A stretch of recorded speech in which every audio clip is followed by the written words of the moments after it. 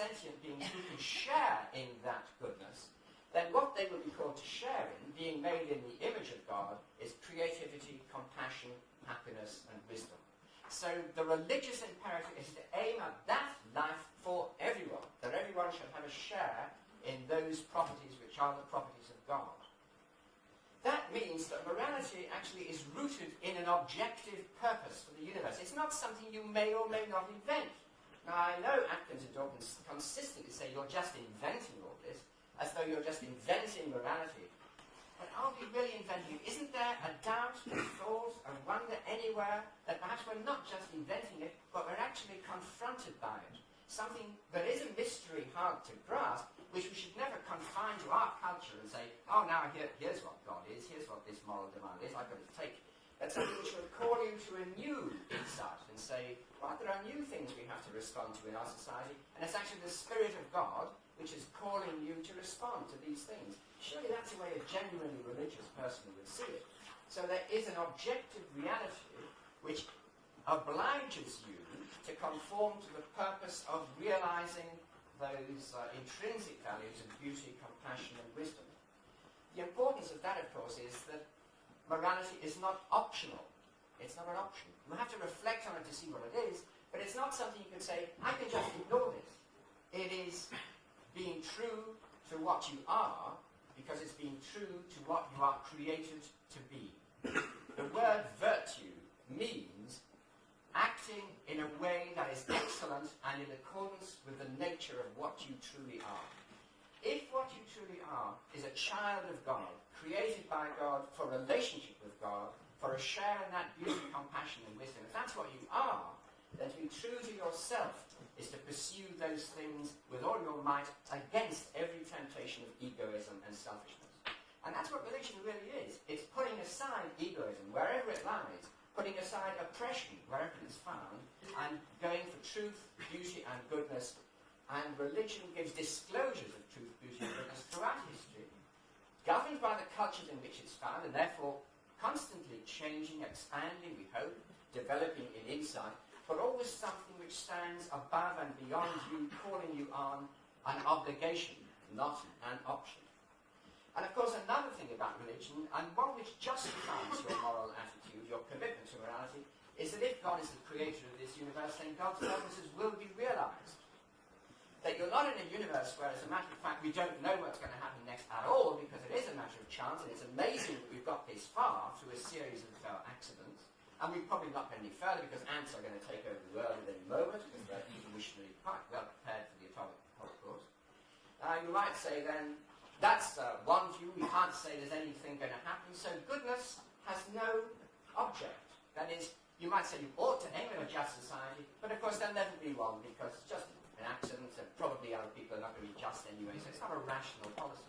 If you're a theist, you cannot say that. You have to say that the just society which God wills, God will produce. God's purposes will be realized. So actually goodness is realizable and objective. Let me stress those things. For a theist, goodness is objective. It demands, it doesn't leave you free to choose what your morality will be, and it is realizable, it will be realized. Moreover, and one very other important thing for a believer in God, is that your response to these demands will not be the response of a cringing, infantile idiot who doesn't use your mind. It will be a response of someone who is called into a relationship of love to a God of loving kindness, chesed. And that relationship with God is the most fulfilling relationship there could be. It is the deepest personal relationship with a being who offers to you a share in that happiness which only God can give. In other words, your relation to a God is not one of simple blind obedience. It is one of learning a relationship of loving cooperation. Because of that, morality takes a different context. Morality becomes not keeping some principles which you might have chosen but you might not. Morality becomes learning more about God. It becomes a growth into relationship with God. Therefore, the reason you obey God is because you love God. It's not because God threatens you. This God is a threat. That really belongs to some other religious society. God is the God of a promise, and the promise is simply the being of God itself. Now, let me me end with this thought. Morality just doesn't exist in a value. A vacuum. Morality depends upon a view of human nature. Your view of how important your morality is, of what sort of thing your morality is, depends upon your view of what human nature is, of what the world is really like. And although I'm a humanist, a theistic humanist, I believe that a humanist who is not a theist has no justification for thinking that humans are particularly important in the order of things at all, or that the values they think are important should really influence it in any way. Humanism depends upon theism because human value can only be given by a God who is of supreme value and will guarantee that creatures created by God will realize the values that God has in mind for them. So let's think of theistic morality rationally as something which God promises and calls us to. A life, a happiness, a creativity, and not as something which exists as a threat, especially not an antediluvian threat from ancient cultures long forgotten. Let's see this thing as a rational progress. If morality is to be binding, important, life-enhancing, then it must somehow be rooted in reality.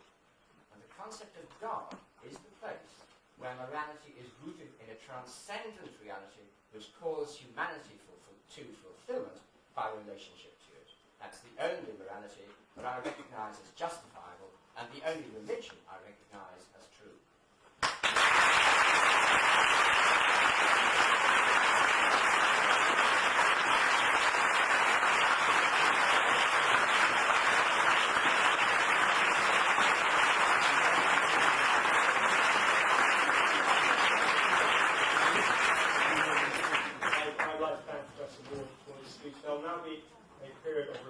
Each of the speakers is offered 5 minutes to rebut. So I'd like to put the first one, Professor Boteach, please.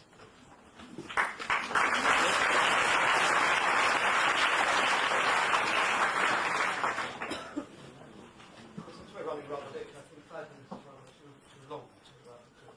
We'll leave it perhaps for the conversations afterwards. I would just say a couple of things. Shmuley, you were going on about the commandments. I more or less adhere to the commandments. I don't regard them as being God-given. I simply regard them as being a distillation of human experience about what works in society. These are plausible ways of behaving oneself, which lead to stability and hence to the existence of societies.